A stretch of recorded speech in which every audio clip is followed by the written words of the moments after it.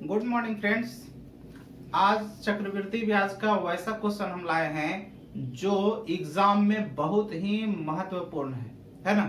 हम आपको समय ज्यादा नष्ट नहीं करते हैं, सीधा टॉपिक पे आते हैं। क्वेश्चन है कि किसी राशि पर 6% वार्षिक चक्रवृद्धि ब्याज की दर से 2 वर्षों में चक्रवृद्धि ब्याज और साधारण ब्याज का अंतर 72 रुपया होगा। इस टाइप का क्वेश्चन जो है एग्जाम में पूछता है और उसको कम से कम समय में आपको बनाना है। इसके लिए हमारे मतलब जो है हम एक ट्रिक निकाल करके लाए हैं, है ना। ऐसा नहीं है कि हम ही निकाले हैं, है ना। हमारे पास जो ट्रिक है, जैसे अब यहाँ पे देखिए क्या कह रहा है कि आपका रेट निकालना है। रेट निकालना है, रेट आपको नहीं पता है ना। तो जब भी अंतर दे रखा है, यहां देखिए चक्रवृद्धि ब्याज और साधारण ब्याज का अंतर कितना है, 72 रुपया है ना। और कह रहा है कितना के लिए, दर निकालना नहीं है, क्या दर से 2 वर्षों में 6% की दर से, मतलब ये राशि निकालना है कि आपका राशि कितना होगा। दर तो ऑलरेडी दे रखा है। अब यहां पे देखना है 2 वर्ष के लिए है, 2 वर्ष के लिए है तो 2 वर्ष के लिए ट्रिक अलग होता है। लेकिन अगर जो उसी में कह दिया जाए 3 वर्ष के लिए, तो 3 वर्ष के लिए ट्रिक अलग हो जाएगा। तो चूंकि यहाँ पे 2 वर्षों के लिए बात कर रहा है, उसके लिए एक ट्रिक है।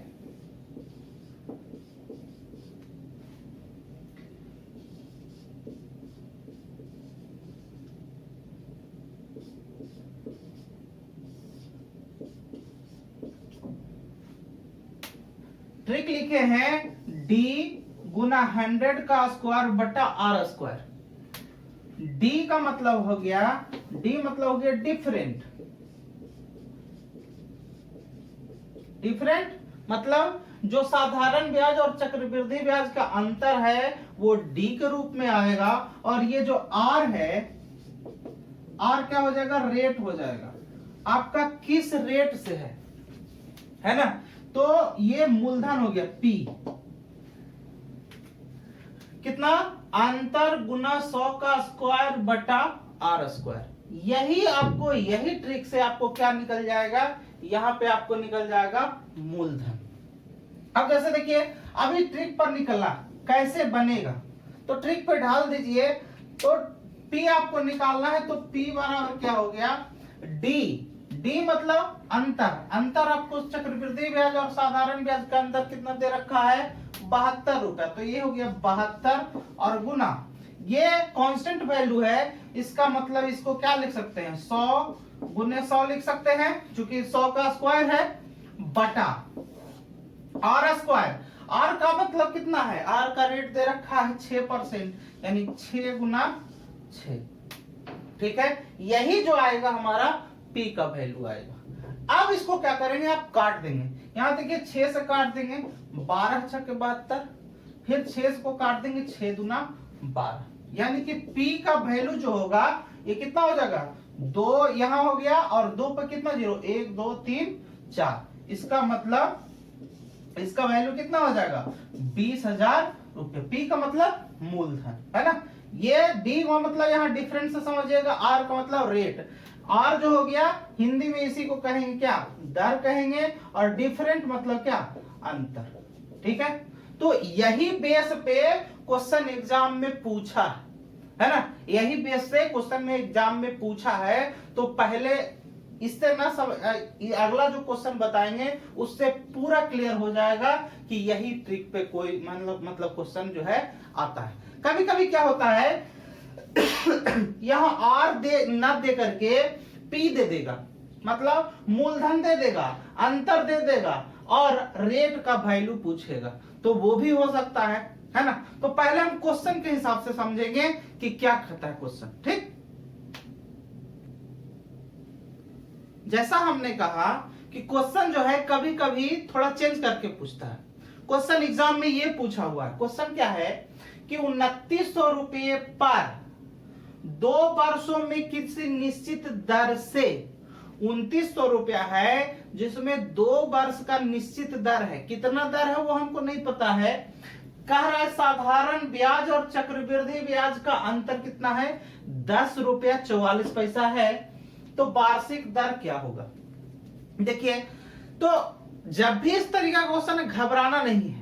घबराना किस लिए नहीं है? क्योंकि जो हम पढ़ रखे हैं उसी से रिलेटेड है। हम अभी क्या पढ़े, ट्रिक में अभी हम पढ़े कि P का वैल्यू होता है D गुने 100 का स्क्वायर और बटा R का स्क्वायर। यही पढ़े।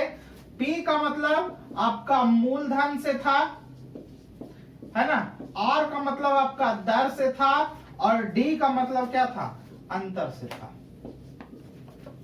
यही पढ़े। तो P R D यही तीन से रिलेटेड है।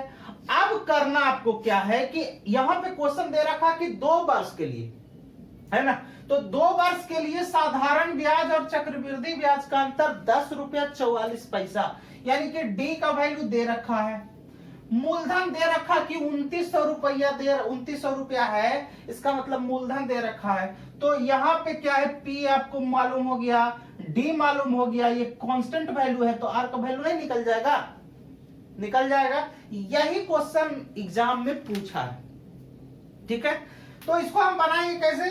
अब P का वैल्यू कितना हो जाएगा, D गुना 100 का स्क्वायर और डिवाइडेड बाई R स्क्वायर।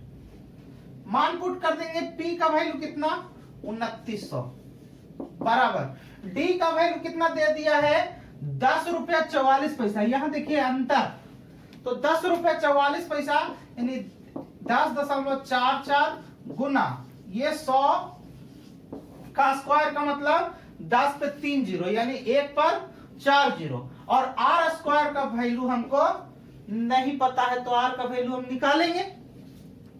अब यहां क्या करेंगे, दशमलव हटा देंगे, तो नीचे में 2 शून्य। ऐसा भी कर सकते हैं, 2 शून्य लिख दिए, नहीं तो दशमलव के बाद कितना अंक है, 2 अंक है, इसलिए 2 अंक इधर से सिर्फ हटा देते, काम चल जाता। खैर हम इसको हटाए हैं, तो यहाँ पे क्या लिख दिए, 100। 2 जीरो से 2 जीरो कट गया, फिर इधर 2 जीरो है तो इधर 2 जीरो कट गया, कट गया। अब क्या है कि आर स्क्वायर का वैल्यू, आर इधर आ जाएगा और ये 29 इधर चल जाएगा, यानी आपको बचा जो पहले लिख दी 29 बराबर क्या है, 1044 और बटा आर स्क्वायर।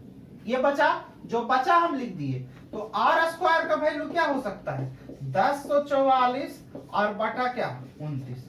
एग्जाम में आपको ऐसे लिखने की जरूरत नहीं है। आप चाहे तो डायरेक्ट इधर से काटने का प्रयास कीजिएगा, अगर कट जाएगा तो ठीक है, नहीं कटेगा तो देखा जाएगा। और अमूमन क्वेश्चन जब यहाँ आर स्क्वायर के रूप में आता है तो अमूमन देखा जाता है कि कहीं ना कहीं क्या हो जाएगा, कट जाएगा। अब यहाँ पे अब इसको समझने की जरूरत है कि यहाँ देखिए 29 है, मतलब 30 के आसपास है, 30 के आसपास है, और इसको मतलब समझिए कि कितना के आसपास है, 150 के आसपास है ना। अब ये इसको इस संदर्भ में लेंगे कि काटने का प्रयास हो। डायरेक्ट अगर जो कट जाए तो ठीक है, ऐसे डायरेक्ट काट देते हैं, है ना। 29 को 3 मरतबे पढ़ेंगे तो कितना, 87, 29 दिया 87, बाकी बच गया 13 4 17, है ना, और यहाँ 6 मरतबे कट जाएगा। कैसे, जैसे देखिए आप कर सकते हो, 1044 ये भाग दे देंगे 29 से, 29 दिया 87, कितना बच जाएगा, 7 बच जाएगा, और यहाँ 9 में से 8 गया कितना, 1 बच जाएगा, यहाँ हो गया 4, ये कितना हो जाएगा, 6 मरतबे कर सकता है, 9 छक्का 54, हाथ पर 5 और 6 दूनी 12, 5 कितना 17, कट गया।